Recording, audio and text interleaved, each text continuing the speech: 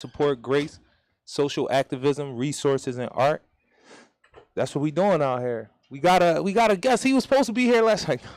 Brother was supposed to be here last week. We was kind of preparing for this brother for a couple months actually. For real, for real. I follow you. You are the brother from So the owner, as far as down north, is Muhammad Abdul Hadi. So then there's the two chefs. We are the ones who curate and run everything down north, which is Michael Carter and me. And I'm Jamar Johnson. All right, all right. So, you know, we gonna get right into it. Nah, I'm we here with definitely my gonna get brothers. into it. I'm the assist. My co-host, I'm in her seat today. The queen, Nick Raw Cannon. She a queen. She hold many hats. Mom, she a master. Got her masters. You know what I'm saying? She works with me at Eddie's house.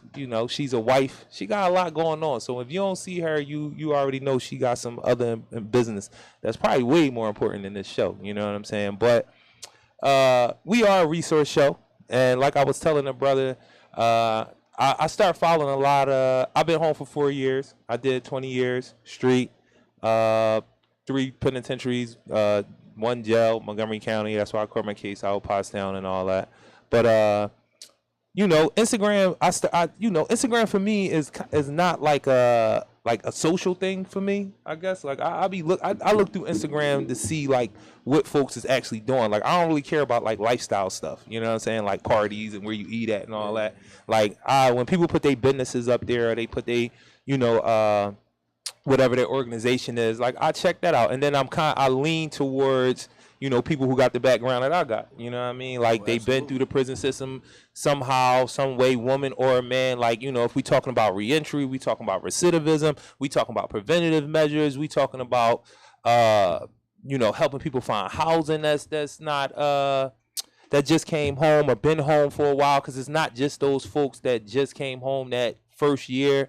It's usually not usually, but around at the end of that first year, that's when you start having a lot of the issues. If you going back, you probably already on your way back. If you ain't already get booked, like it's kind of this thing where it's like if you give somebody 3 years of support, grace, help, assistance, whatever it is, by then you could really see if a person on their own accord is going to be able to stay home or whatever. You know what I'm saying? That's some of the math and statistics that they put out there. You know what I mean? A lot of us, if we were down, we had an idea that we wanted to do something before we even got home. So it was already, you hit the ground running, so to speak. You know what I mean? Because you spent your time thinking about what you was going to do. That's few and far between, to be honest with y'all. Everybody that, it's not a whole bunch of Malcolm X stuff going on in prison. I know y'all seen that in the movie and y'all believe everybody to go to prison, start reading and get enlightened. And nah, it's just like the whole thing of everybody to go to prison workout. That's not truly needed. You know what I'm saying? It's the streets except we can find. Right. So, like I said, I look through Instagram for that. Like I look, even people who haven't been incarcerated, because I do community work, that I start looking at people that do that. You know what I mean? And then looking at politicians, like anybody that's out here serving or trying to take care of people in a certain type of way, that's what I look at Instagram for. So when I seen y'all brothers, and somebody else had put me on, what's her name? Stacy. The art of conversation. Yeah. That's my folks. Yeah. So I seen y'all on her show the week. I think it was the week before I went on her show, and she dope, real dope person, and she kind of seeks out the same type of people that I seek out. People that's like in the community trying to serve, just take care of our people. Yeah, no doubt. So when I seen y'all, I'm like, man, I would love to have them on the show. You know what I mean? So I reached out a couple of times, but I seen like y'all was on like an uptick, like with people getting an understanding of what it was about and what was going on and reaching out. Catching on what we was doing, it start raining. Right. You know what I mean? Like, so it's like we understand there's a lot of people, we up and coming, and we just trying as far as set an example as far as what we want everyone as far as to move forward through as far as their community. So that's why Down North was started right in the heart of North Philly on 28th and Lehigh. Right. It was something that the community was missing. We wanted to put back in that community and see people see us put back in the community. Right. So it's like paying it forward. Mm-hmm. So as far as like we're a mission-led by profit-based organization. So we have a mission and a purpose. So we use the pieces as our newsletter. That's the way we reach out to everyone. That's how we get across. Yeah, everyone loves pizza. Yeah. So, but it brings people as far as they get closer to understand the men behind the pizza, the men behind the premise. I'm gonna pull this up a little bit. Gotcha. So like everybody from down north been previous incarcerated. Right. Whole staff. So like I said, Muhammad Abdul Hadi, he is the owner. He's the one who had the vision. Then we got Michael Carter. He's the mad scientist. He's the one who came up with the whole idea for the pizzas, curated a lot of the pizzas, things like that. Me, I'm the machine. Right. So I'm the one they bring in. Like Mike, me and Mike, we got a history together. Introduced me to Ham. We sat down. We came up with a game plan and so on. So, but as far as Down North Pizza, we are about as far as everyone getting not just a second chance, but a better chance. Right. Because they have a lot of programs out here. If you've been home for 18 months, you know the curriculum. Like, you got to be home, just released, like you said. Right. But it's people who've been having a hard time for years. Right.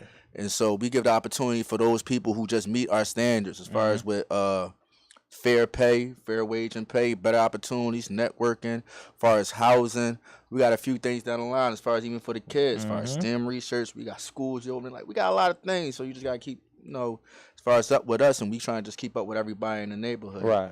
But we much more than just trying to make a profit. That's everybody thing. Like, I heard about this podcast, and the thing I love about it is smack that right still up north in the middle of the hood. So it's like people reach out. Like, we done did a thing with Hulu. We done did a thing with A&E, a few other networks and stuff like that. And it's cool because they have a bigger platform as far as to get our voice out. But it's like, it's the places like this that we know is down to earth and they serious about what's going on. So they trying to reach with us and hook up with us as far as to do in the neighborhood.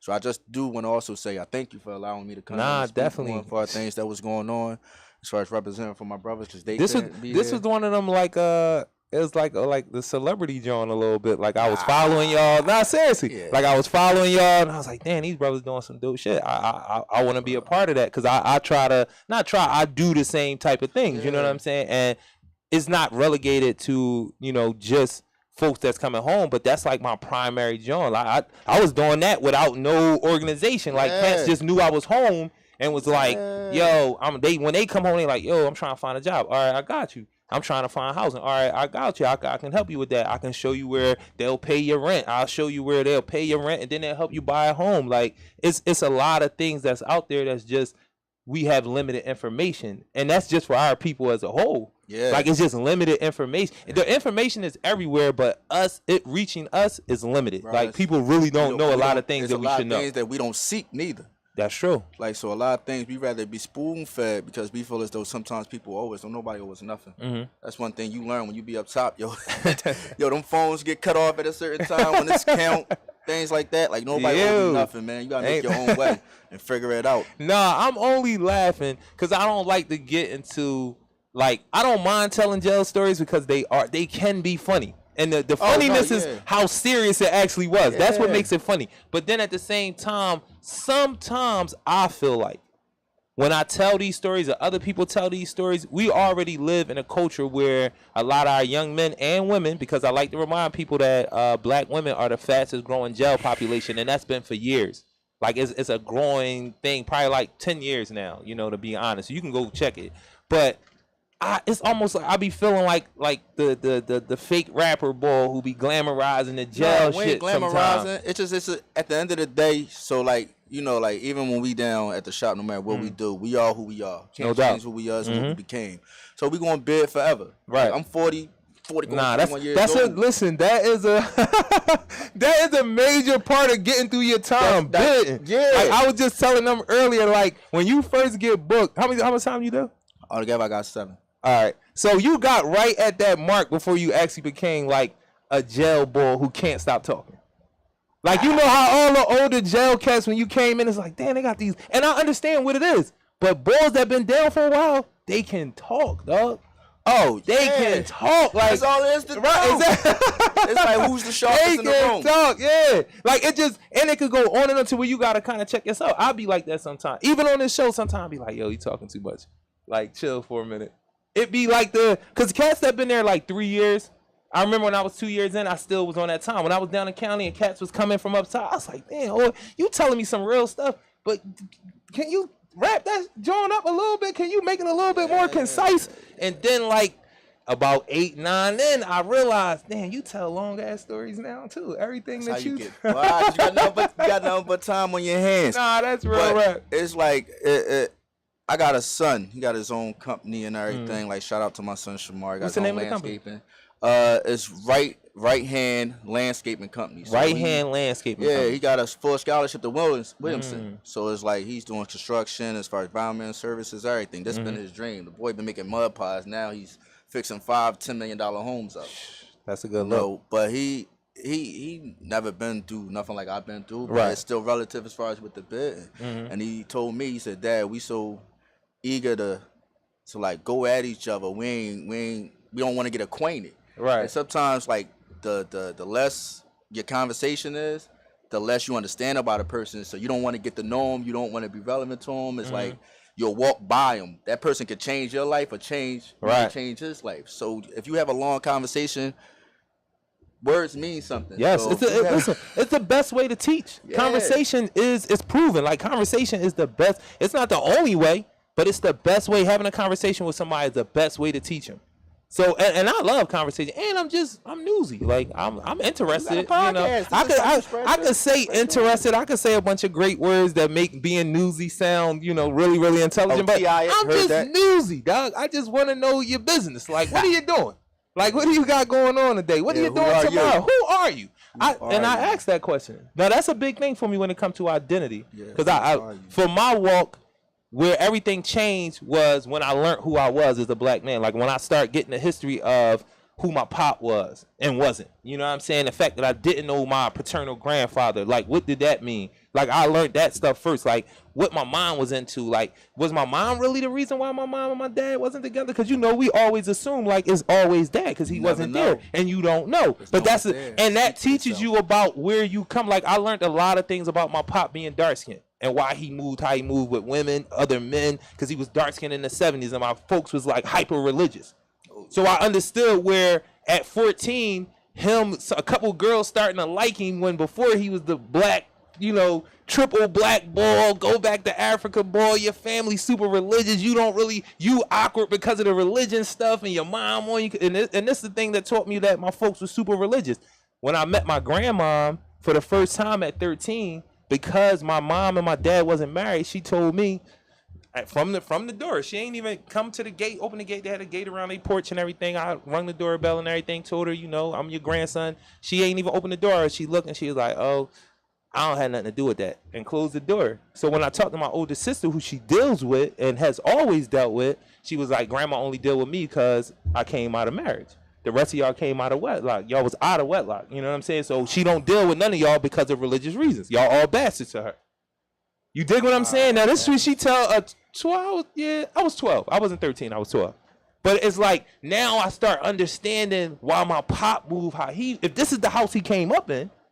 In the 70s, now I start to understand boy a little bit better, right? Yeah. And now I understand why his relationships were how they were with other women and all that. You know what I'm saying? Like, he probably had this stuff where he wasn't confident about his body because of how religion tells you sex and how you're supposed to look at your body and all that. And then you dealing in the 70s with being dark skinned wasn't this great thing that it is now. And it ain't, you know, they try to make it not so great now, but everybody love it. You know what I'm saying? There's so much going on there. Right. Yeah, it's too much. Like, but that was my thing. Knowing who I was is what changed me. You know what I'm saying? What made me start looking at everything different. You know what I'm saying? I'm going to be 100. Since I done hooked up as far as with the brothers, as far as down north, man, gave me get a better understanding of who I was. Because I used to be on nut shit.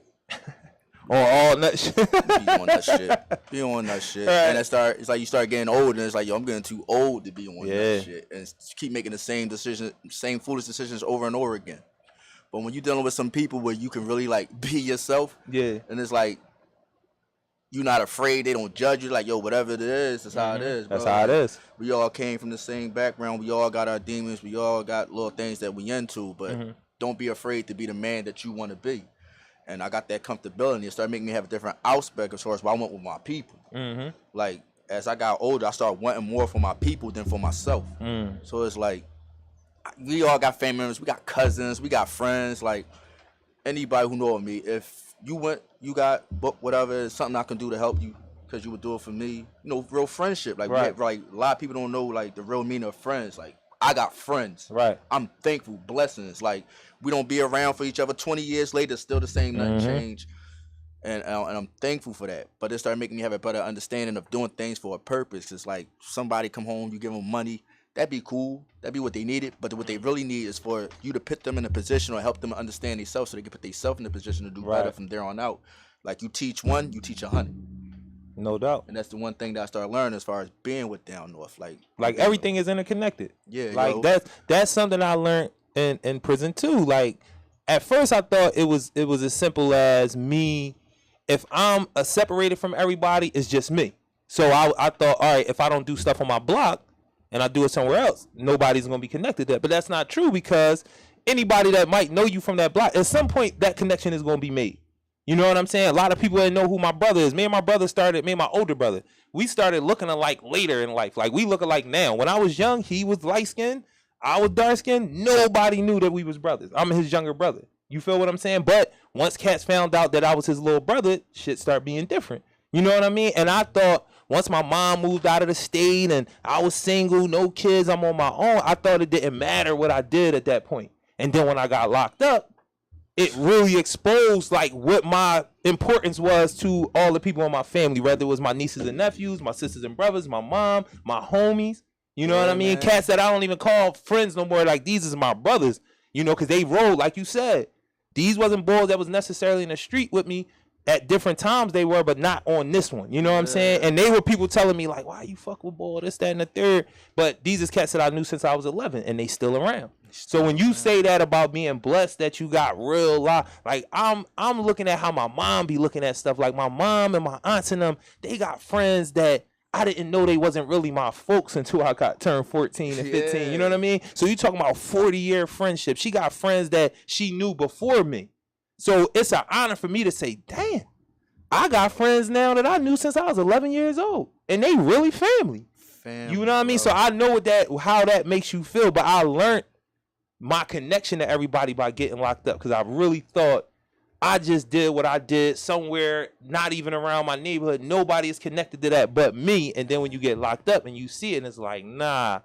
Everything you do, people are connected to that. It's like cancer. Anything you do affects everything and everything around you. You get cancer in the finger, it spreads. So it's the same thing with every decision that you do in life. It's like whatever you do, it affects everyone that's around you, everyone you may come in contact to in your future, anything. So that's why it's like I've learned like this. Try to live righteous, man. Like nobody's perfect, but just try to make every day an effort. Just try to do better, be better, know better, learn better. Just for the next, like, try to intentionally always be on the right side of things. Yeah, like I do that, and we don't do it enough. So when you do it, other people looking at it like, it's some funny shit going on. Yeah, he on some fake shit. Boy, yeah, I'm glad you said that so quick. He got motives. Oh man, he doing it just for that. He can't be. No. He cannot be. It's like waking up happy is a crime now. Like, yo, why you so fucking happy? Like, yo, I chose to be happy this morning. Yeah. Like, what you do to be happy? I just want to be happy. I can't choose it. So I was going through some serious shit in my life. And I tell people, that's another thing about jail. You know what I'm saying? Jail made me an open book. Like, it's pretty much nothing. I'll tell you about everything. I don't care. Like, seriously. But it's like, certain things that be like serious that be going on and people be, when you tell them after the fact, they be like, why you didn't tell me why? And it's like, you didn't seem like, and it wasn't even that I was faking. It's just like, I got so many other dope things going on in my life that this right here is crazy. This is crazy. But this one person being like this and being extreme, but I got 10 other people that be dope. They be good. When I show them love, they show it back. So that you might not see that. That's going on, but you might not see it. You dig what I'm saying? Every time a monkey jumping on the bed and one fell off, them other monkeys kept jumping, right? So that's how you just apply life. I keep it going. So all the monkeys ain't on the bed no more. We gonna rock this shit to the real. And I got these folks out my house, right? I'm only saying that on air because I knew this boy right here was gonna have some type of reaction. And this is somebody right here that I love. This is my brother. You know what I'm saying? This is one of those people that we talking about. You know what I mean? When you be blessed to have real live people in your corner. You know what I'm saying? But I ain't even gonna get into the conversation we had about it. All I'm gonna say is, people going. And, you know, we having a barbecue up at the house, y'all. Come on. You know the only thing I'm going to say is how long it took. Yo, listen. We not going to get away from this brother and these amazing things that they doing go through this. This folks right here, man. But so I'm glad. What I will say is the ancestors have blessed me with a lot of patience and a lot of confidence in what my abilities are as a man and what I'm capable of, you know, when it comes to other people being involved. And I understand these things. So because I understand those things, I will take some things. I will allow some things to go a little further than they honestly should go, only because I want it to end as, as pleasant for all of us as possible. Even the wrongdoer. I want it to end pleasant for the wrongdoer as well. Being a team player. I appreciate your growth. That's growth, bro. Even because, again, it goes to what me and him were just talking about. It's a chain reaction. So I gotta be as patient as I can be, because when I decide to make that decision, it's not just me. It's gonna be this shit. Like, people on the other side who thinking they getting over, thinking they being slick, thinking they being tough, they don't understand the domino effect. I understand it. I understand how many people is gonna feel some type of way and gonna be willing to, you know what I'm saying? So I gotta show extreme patience. And the ancestors, they let me know, like, our people crazy, man. We've been done wrong. Hurt people. You know what I'm saying? That's playing it. And it's like, this boy right here, I can't even tell y'all the conversation, but it was one of those, like, serious brother. And he was right. That's the part I will admit to him. He was right, but I still had to, like, all right, brother, you right, but I still need to, like, let this play out, yo. Let it play out, you know what I mean? And now I got my house back. You know what I'm saying? So we all good. So show patience. Don't let people hurt you. Don't let people kill. Definitely don't let nobody kill you. But show patience. You can show a little more patience than you think you can in a moment. Seriously. I'm not telling you to put yourself in harm's way to get hurt. I would never tell nobody that. But I'm just saying, a lot of situations when we ready to go straight on 10, it's like, let it be a little build up. You know what I mean? You might get, it ain't going to hurt you. It ain't going to hurt you to, because the end result can be crazy. You know? I agree. So the thing I want to know is, are y'all thinking about, or am I getting ahead of myself? Are y'all franchising? Are y'all thinking about franchising?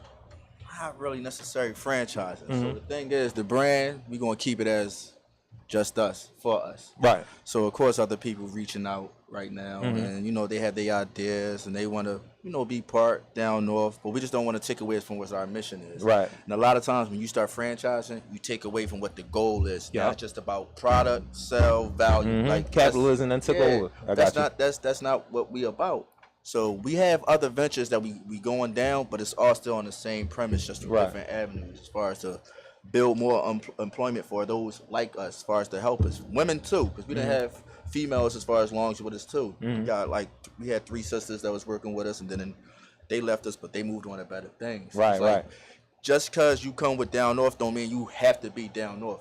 That's not the focus or the goal. It's to help you get back on your good foot as far as this set forth. So if you come with us and there's something that we can do to put you in a better position to do for yourself, then the mission was achieved. Right. So it's not like we just looking for somebody to, come to down north, work, you're going to be with us, this is what it is, like that. No. Everybody is turned into photo ops, they don't know it. You know what I'm saying? Yeah. Like, you have some people that got malice with it. Like, they come around, they just want to be seen and try to capitalize off of it. I mean, that's what helps you get through. So big. We're not on that type of time. Like, it's no hard feelings. The whole objective is for you to move better. Me speaking for myself, I done got down. When I start getting involved and start moving forward with it, things got better for me. And I'm not just talking about just financially. I'm talking about as far as in spirit, as far as how I feel, as far as, like, I'm being a better father to my children. I feel as though I could be a better friend to the friends that have been good to me. It's helping me evolve. So that's the whole mission as far as with down north. You having issues, you having problems, we feel as though that no one's giving you that chance. And you're in a position, you fit the criteria as us, because I done worked at places where they done paid me $8 and paid everybody $17 just because I had the background. And I was the chef. Right. You know what I'm saying? No, I understand it, because I teach, you know what I'm saying, with no degrees and none of that. I autodidact. I like to tell people that, you know what I mean? Look the word up if you want to know what it is. But I've done that to the point where I've been able to teach. But certain things happen on the job, and they approach me with the grateful gel nigga Joe. Where it's like, you should be happy that we gave you this opportunity because you got a background. But I told you I had this background from the rip. Yeah. But the thing that really burnt me is I know in other situations, this is what they do to people. It's like, how can you complain when we took a chance on you? You know, I know y'all might didn't know that I know y'all federally bonded me, so y'all didn't take a chance. Oh, yeah. You didn't take a chance. But that's the attitude, though. that's the attitude. They want you to move like a grateful jail nigga. Like you should be grateful because you got this background but nah, I got the skill set or I got the work ethic. You know what I'm saying? Or I might just have the degrees on the wall. So I'm not going to be a grateful jail nigga. Because that's how you get taken advantage of in a lot of these spaces. A lot of our brothers and sisters who are coming home, more our sisters than our brothers. Because that's another conversation that I definitely want to get into it with you. And you said about having some sisters that work with y'all. I'm almost certain if you was down, you're aware that how we do time and how women do time is completely different. Yo, they John crazy. And it's worse. It's like it's 100 times worse. Because it's the worst thing in the world for me. Like a person could be like, well, in another country. Well, I never lived in another country. I'm informed. I read about it. I never experienced it, so I don't know. This is the bottom for me. What's going on here is the worst that I can imagine, right? I'm not saying that shit can't get worse. I'm not saying that people not living. For you. But for me, this right here, they playing a serious game with me. But if it's like that for me, I'm telling y'all, for our sisters, it's 100 times worse. And a lot of that 100 times worse comes from not the system. It comes from us. Because women do not get supported when they incarcerated the way men do. And we complain about our support all day, every day. And there's plenty of brothers that got legitimate complaints. But if we talking about overall, our women are not getting visits. I keep bringing this up, and I hope that somebody proves me wrong or says that what I'm saying is anecdotal and it's not really true. But when is the last time you had a conversation when somebody was like, yo, I just came from Muncie from visiting somebody, or I just came from Cambridge Springs? Bro, it's 2 jails. It's only 2 jails. Not and like I don't know nobody. I don't remember the last time I had that conversation. I don't remember the last time I overheard that conversation. I don't remember the last time that was on a rap song. You know what I'm saying? Like, I don't remember the last time I heard that reality, that our women don't get visits. People don't go see women. Like, we don't go see them. That's because the world teach us to hate our women. Yeah, they property. Y'all property. That's it. But I don't think I got no women locked up in my family, though. I mean, okay. But black women are the fastest growing prison population, and it has been. Unless somebody can send it on the John right now to tell me that statistic has changed, it's been like that for like a good 5 years. And I'm only doing that just to make it so that it can fit into what you think might be the scenario. Because I really believe that it's 10 years. I read about it probably in like 2015. And I don't think it's changed. Because this is the thing. That's the reason why I know it hasn't changed. Because if it was any group that started to go to prison, if it was any group of women that started to go to prison more than black women, it would have been news. Oh, yeah. If Asian women started going to prison more than black women, it would be news. We would all know about it. They would be talking about it on Instagram, Facebook, on every radio station, every news media. That would be a part of it because their community, on the other hand, would make it an issue. And it's just something you don't know about. So somebody would want to write that story. If it was Latino brothers and sisters, if it was Arab brothers, if it was anybody other than black women who were going to prison at an alarming rate, and they trumped black women. So not only are you going to prison at more than any other woman, but you've trumped another group to take the lead. That's news. We would know about it. So that's why I'm kind of leaning on that to know it hasn't changed over the past 10 years, if not longer. Because I know for a fact it would be news. Oh, yeah. You know what I'm saying? Like you said, their community support them. They will go out there and let it be known. We feel as though it's unjust. So with that being said, is it anything special? Not special, but is anything different that y'all feel like y'all need to do for women or y'all have in the works or...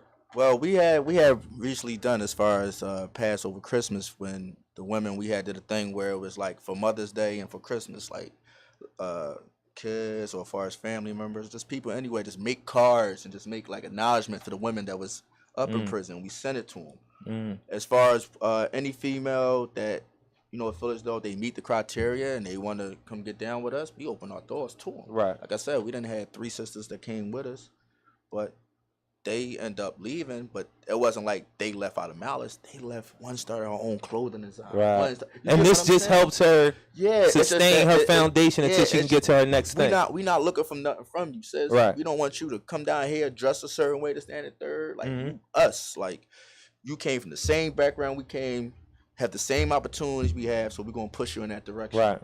And if we do that more, then we will be talked about. But those are some of the things we're trying to get down as far as down the line. Like, there's certain things that we got working right now I can't speak on. Right. But we got some things for us for the sisters coming. Nah, bro. I got you. We reaching out to them.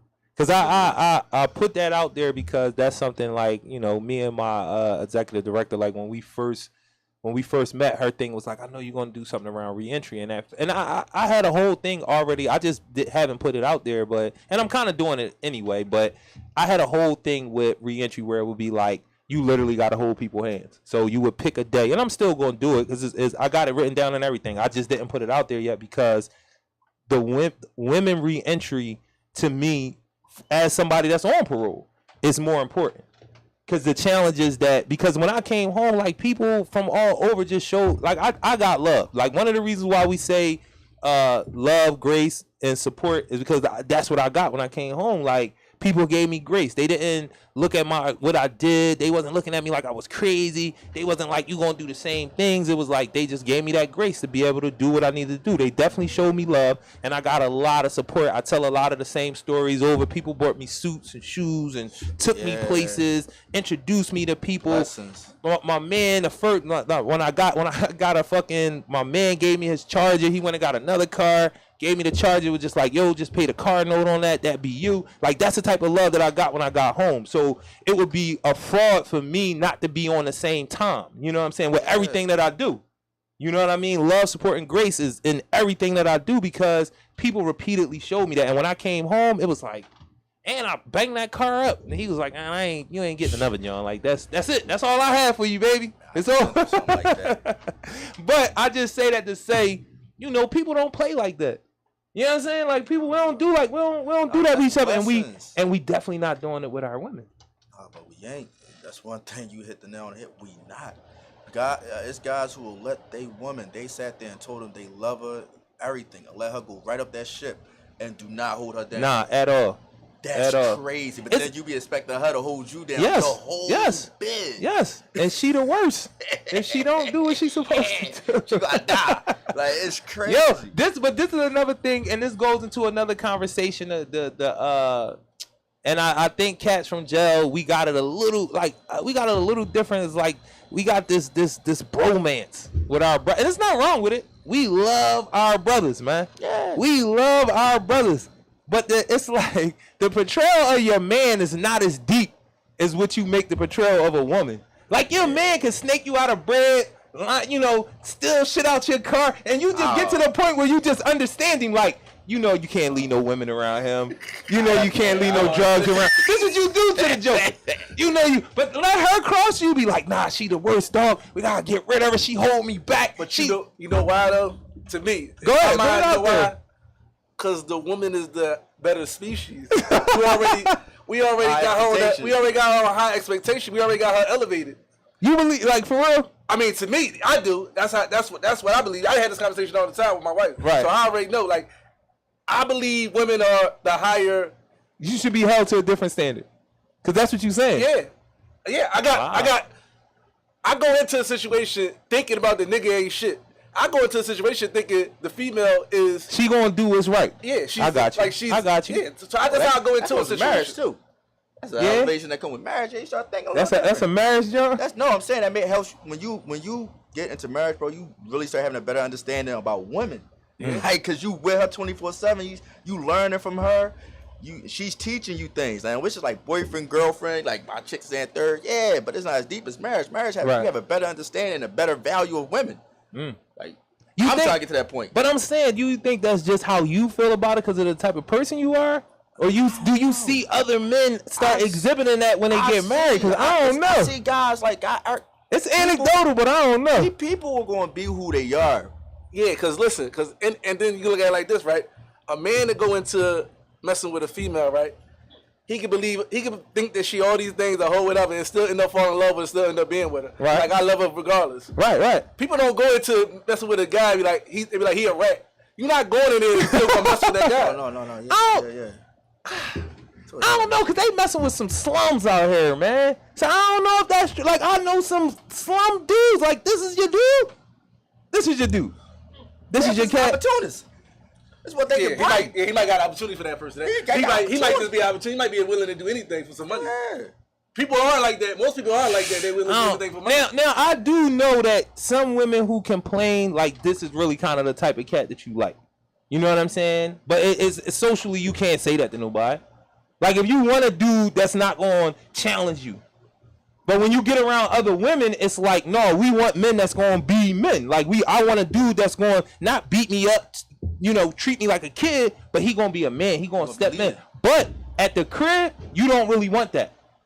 That's not the dude you don't want that from boy. You want to run this joint. That goes back to learning. You feel what I'm saying? Like you'll say, yo, I want this type of cat, but then when we in those intimate spaces, that's not what you exhibiting. Like that's not even not in intimate spaces. You feel what I'm saying? So I don't know. I think women be taking, like the pickings is slim. I think it be on that type time. The pickings is slim. How we get to choose is different because it's more. It's more women. One thing you are right about when you say you feel like women are the higher species is like I could find a lot of good women.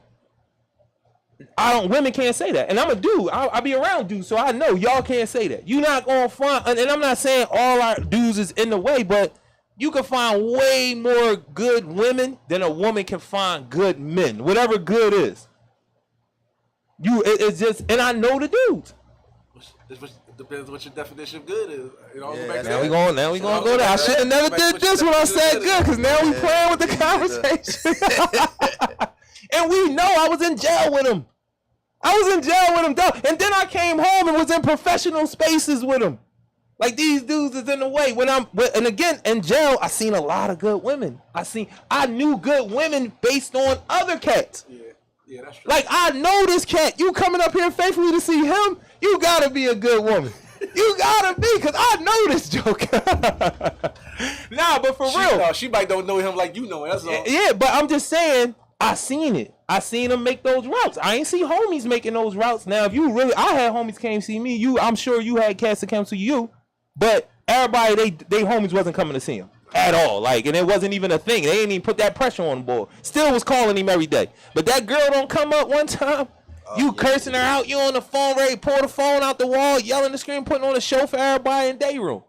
You feel what I'm saying? So I know just from being around men, because I'm a man, the pickings is slim.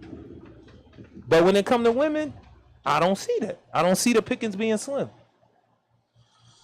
In any good space where you see 4 good sturdy boys, you're going to see about 50 women. And it's only 4 good sturdy ones. And one of them boys, they think he's sturdy, but we know he like, and I ain't talking about funny style, I'm just like, he ain't. No, he ain't trained to be. He ain't, he here, because he ain't all the way out there. He ain't a goofy, as the young boys say. But he here, you know what I mean? He might be a cousin. We holding him together a little. But in that space where you find them 4 sturdy men, you gonna find like 30 women, like good women. Good women, dog. The numbers is never gonna be in reverse. There's nowhere you gonna go and be like, all these chicks is in the way, but them boys over there, all these boys right here, dude, it just don't work out like that. It don't, and we can run down the line like if you who's working. Who's paying their bills? Who's taking care of their kids? Who's driving?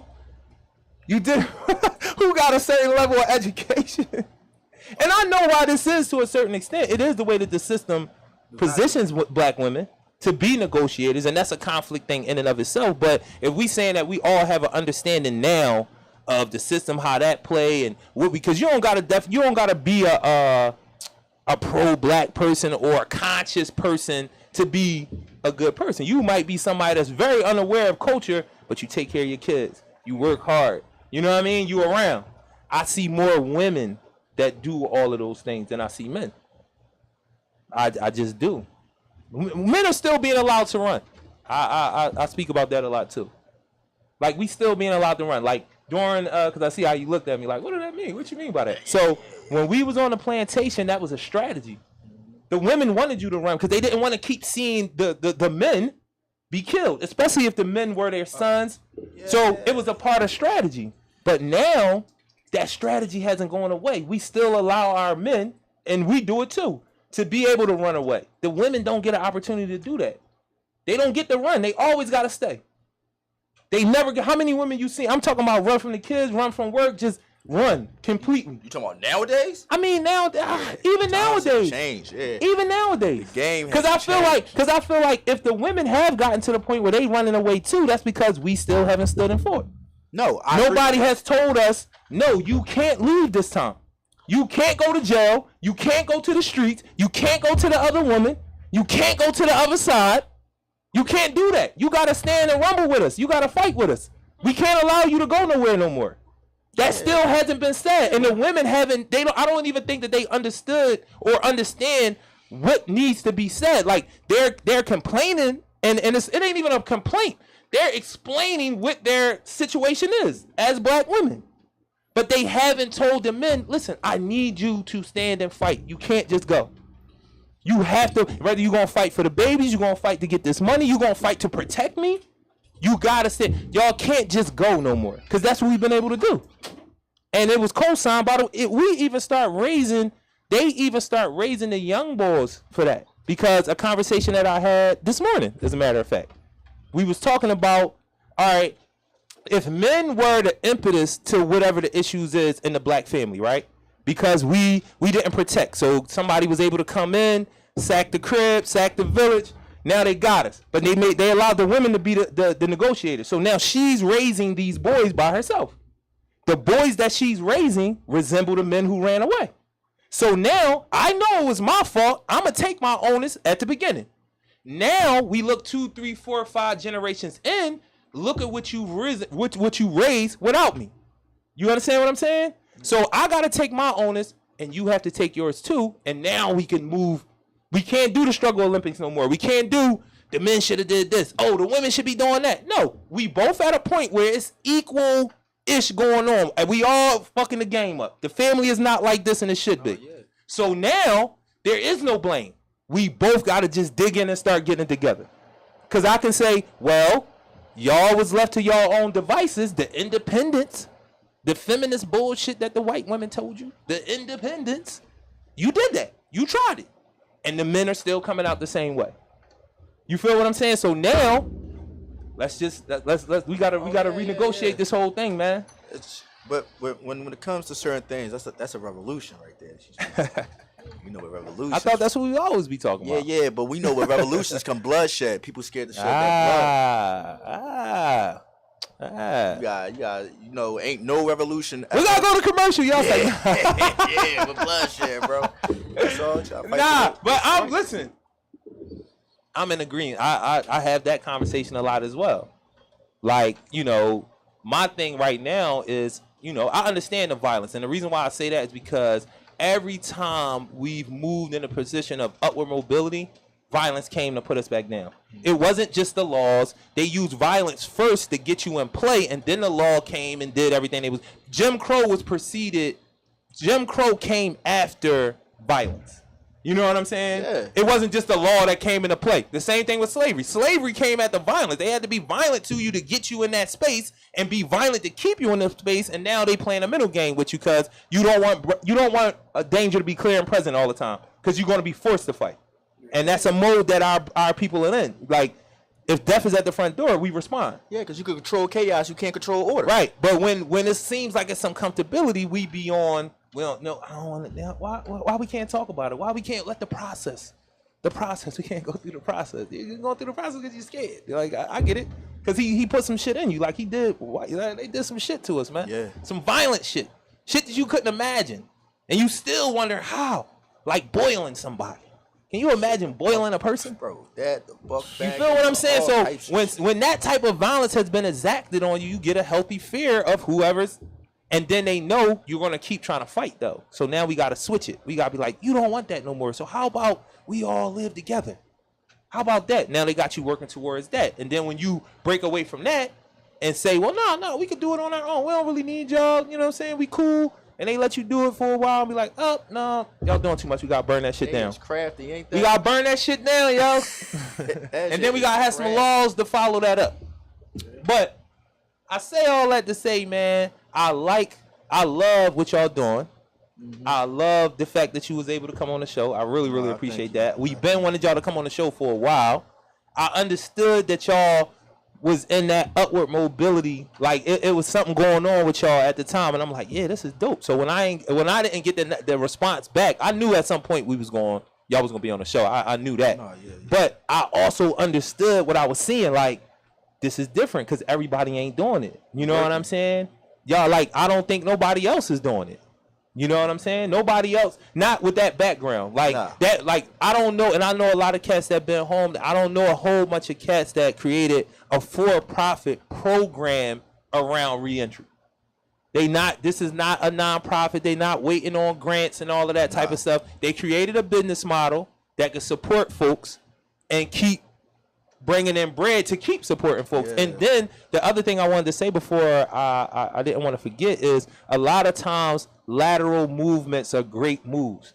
Like what you said about the franchising, like, nah, we don't necessarily want capitalism to be that much into it, but because of how much we popping, we can make a lateral move and buy another business or start another type of thing. It doesn't have to be we gonna franchise this. You know what I mean? And a lot of times we don't be realizing that as a good business model. You don't always have to commercialize everything. Like, you can make lateral moves with the money you make and have another business going, and then make another lateral move and have another business going. So I thought that was like dope. Like, because we doing other things. Oversaturated and get played out. Right. Like, is the pizza really good though, bro? Come on, man. It's like me coming in your house and me asking if your house where the clean. pizza at then? We didn't get a that wasn't negotiated. That wasn't a T-shirt, a pizza, a slice. I didn't. You know what I'm saying? Like once I'd have took one slice and I wouldn't have talked shit about it. I ain't think about that one. I just wanted to get him up here. Yeah, don't worry about it though, cause now we tied in. Now what I will say is I should have been down there already. I should have been, and it wasn't me like, oh, they ain't gonna come on the show, so I'm not going down there. It really wasn't that. I talked about it with a lot of people. Shit slipped my mind. A couple times after the show, I remember having that conversation with somebody like, yo, we should go down there because I ain't been down there yet, you know? And I didn't make it, so y'all made it first. So that's cool considering y'all didn't. Since y'all didn't bring the pizza, I got you. it's okay. My word. Yo, I really like this brother's energy, man. It's one of those things where it's like you around somebody that's very similar to yourself. I feel like the way you was talking and stuff like that, I feel like we're very similar. So I'm going to have to come down there and be all in your business, down, man. We got a lot of stuff coming down. We just did the mural out back as far as an honor for the Mesquime, because shout out to Mesquime, just getting rights to their own company back. You know what I mean? They brought it back home to Philly. So we did a mural as far as a collab with them. We did a Mesquime pizza. So we do collabs with other restaurants and other people. We need a PSA pizza. What would that look like? That's on Philly service announcement, John. Sit down and talk. Yeah. We gotta have a PSA pizza. That's how this is gonna go. That'd be dope. That would be dope. That would be dope. And because we come from the same place, owned and operated by cats that done did time, and we bring other brothers and sisters in that done did time. What would you want on a PSA pizza? Well, I'm trying to lean back towards eating the way that I'm supposed to eat, so it would have to be something veggie or vegan, or you know what I'm saying. So I would go that route. Yeah, because we got a vegan menu, and you know our beef and everything's halal. Okay. And everything's from scratch, bro. See, I like from scratch. I can go watch it. Shit. Process is a different life, y'all. You good YouTube eater.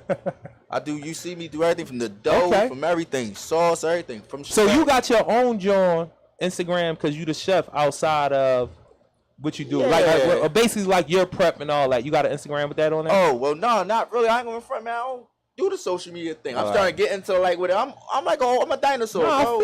I show up. Yo, I know. That's how I know that word was used. That's my favorite word. I'm a dinosaur, yo. I don't be on social media and all that. Like, they come in so big because it's for the cause. Right. Other than that, as far as for my own personal, I'm out here in the streets.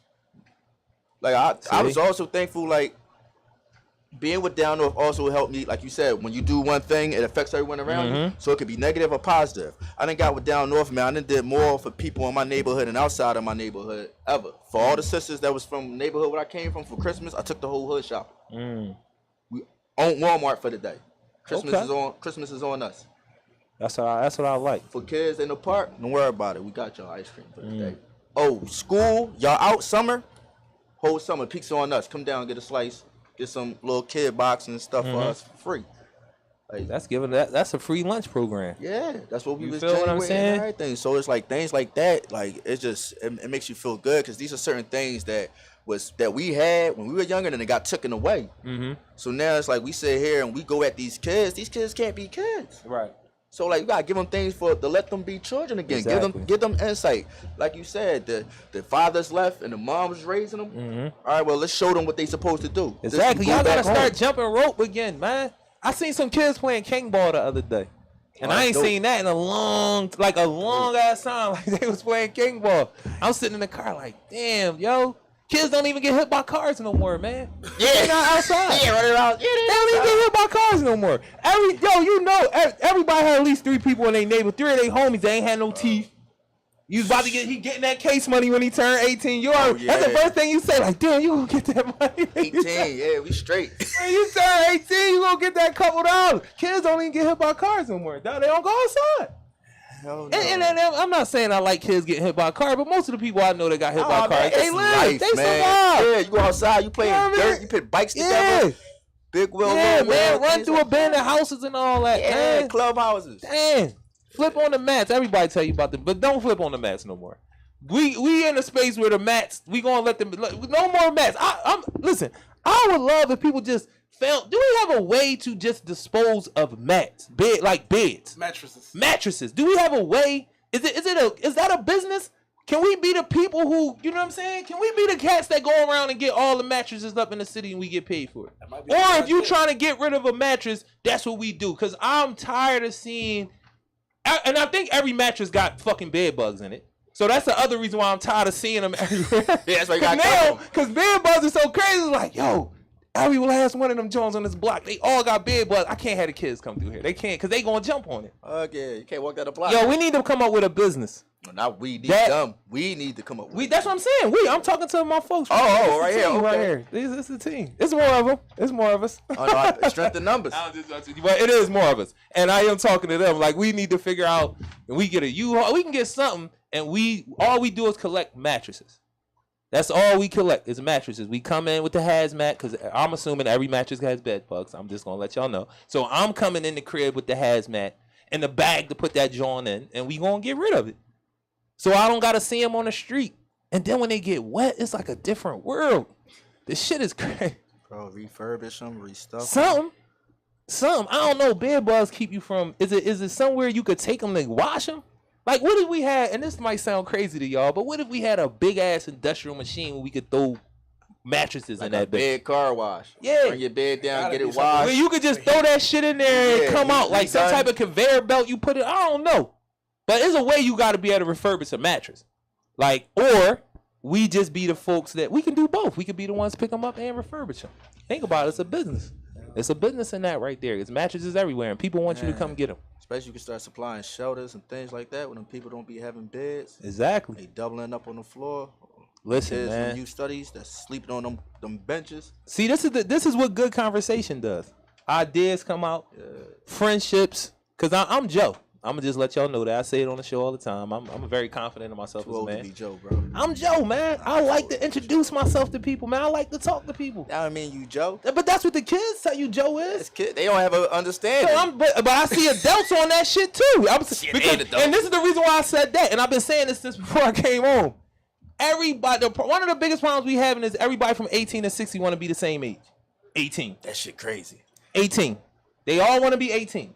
So when I say Joe and you say the mature thing, like me, you too old. There's no such thing as being Joe. You just being friendly or jocular, or you just meeting people. Your woman will call you Joe too. Exactly, and these are adult people. Why you all Joe? talking? Why you smiling with them all the time? You talking too much. Damn, you being Joe. You 40 like I'm 40. How am I being Joe? I'm being Joe, but then when me and this man link and then we make something happen, you want to be a part of it. That's the thing. That's the reason why I say I'm Joe, because I love the network. Joe. I love the network. And I'm just trying to dispel the whole, it's cool with being friendly, dog. It's cool with being happy, with smiling a lot. And it's not a nervous smile. You just genuinely smiling because you happy. That stuff is okay. It's okay. I told you can't wake up happy. You wake up and somebody like, yo, why you happy? I chose to be happy. No, you wrong for that. What the fuck? You wrong for that. You wrong for smiling. Stop smiling so much. Yeah. That's why people ain't telling you wrong for looking mean all day. Like, you know what that really is? That's really like a money thing. Because when people don't have money, they always angry. People that got money, they usually not as angry. It's a status thing? It's a certain status? I'm going to say this.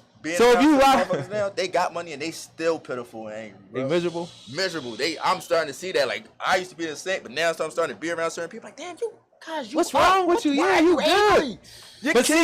But see, you come from, but I don't know, because you've been home for a while. It can turn into that too. But I be feeling like dudes that came home from jail and start getting a couple dollars, like it don't never get to the like, this is getting on my nerves, more money, more problem. Like I can't imagine myself talking like that. Like I can't imagine myself being like, I got all this money and it's irritating me. Like I can't imagine that. I just can't. Like so I don't know, and I don't know too many cats that been upstate. Not saying that this is. I'm just going by a trait that I've seen. Cats that be upstate, you're like I can't have enough money, and I'm not gonna have it. It's not. It's too many fun things to do that I couldn't do for a lot of years. It's just some people, man. Money don't fix things. Like they be happy, and the people they don't be happy, but they be happy what they can do for the people around them. Right. But deep down inside, oh man, they be dying. Well, I ain't dying. Give me some money. I need more and more and more. Yeah, people and say everybody around me gonna be smiling too. They say money can't buy happiness, but money can buy.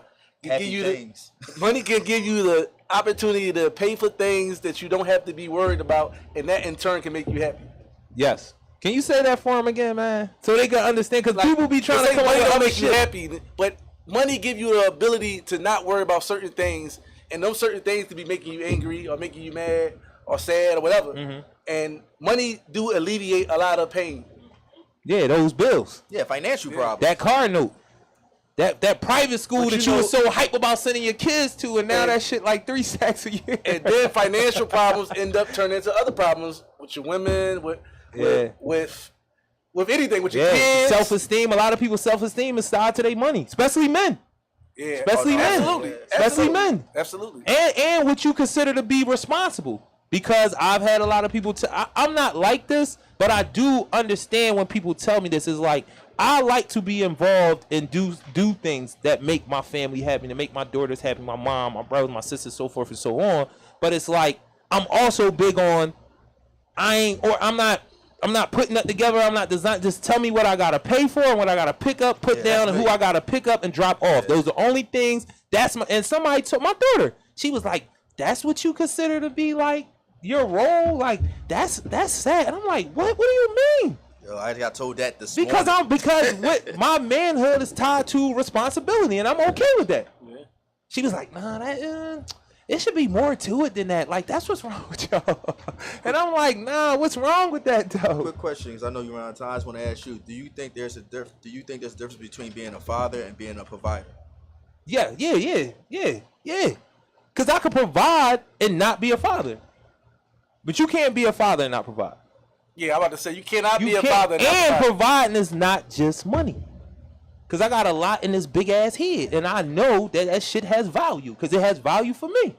So even when I don't, that's what I did. That's the reason why I read how I read when I was in prison, because I had no other way to be of value. I didn't want to be a liability. So I said, if I get all of this information, even idle bullshit information, people think that don't mean that. At some point, this is going to be value. It's going to mean something, and that was my way. So you can be a father. You could be a provider and not be a father. Clear. You could buy stuff all day and not be nowhere near your kids. Don't have no input on them, no instruction, no nothing. You just got bread. But you can't be a father and not be a provider, because it's going to be more than just money if you actually being a father. You know what I'm saying? Your presence is providing. No, absolutely. You know what I mean? So that's something the only reason I asked that, because that's a lot of guys nowadays, they don't know that. Yeah, they think the check. As long as I'm providing, the check. I'm cutting the check, because that's what they told. Yeah, all I want you to do check. is cut the check, and then everything is straight. You're being a great dad. Like, no, that's not being a father. That's just being a provider. But you still gotta teach your kids stuff. Yes, very. It's again. If we talk about both sides of it, it's like food, clothes, and shelter is a prerequisite. So when my daughter mom be like, food, clothes, and shelter, I was like, what you putting in between her ears? Because that's gonna be way more damaging than you not giving her clothes, her housing being unstable, even if she not necessarily eating as much as you probably think she should eat, but she's eating. If you don't give her nothing to put it, where are we going with this? Because if you don't put nothing between her ears, we probably gonna be giving her food, clothes, and shelter for the rest of her life, for the rest of our life. And was that parenting? You know what I'm saying? Was you being this great mom that you think you is? Because the other part about it is the state takes care of. Actually, the state can't take care of all three now. You can get housing, you can get food, and the kids wear uniforms. Tell them where you at. Tell them where you at. Tell them your information. Tell them everything. All right, yo. So yeah, Down North Pizza, 28th and Lehigh. Smack that middle of the trap on Lehigh Avenue. Jamar Johnson, as far as I'm the prep cook, as far as the Doe Montana of Down North. We got a few things coming out. We also got a series coming out called Food Heroes. Look for that. You can check us out through YouTube, through Eater, and through Complex. We just got more to come, man. Just stay tuned. No, I'm we are. gonna get y'all that pizza. And we gonna be down. It's the PSA pizza. He gonna be back. The other brothers are gonna be back. They gonna be friends of the show at this point. Everybody that come on the show gotta come back. This is PSA Philly Service Announcement. Takeover Tuesday, Takeover, love, support, grace, social activism, resources, and art. That's what we doing out here. We gonna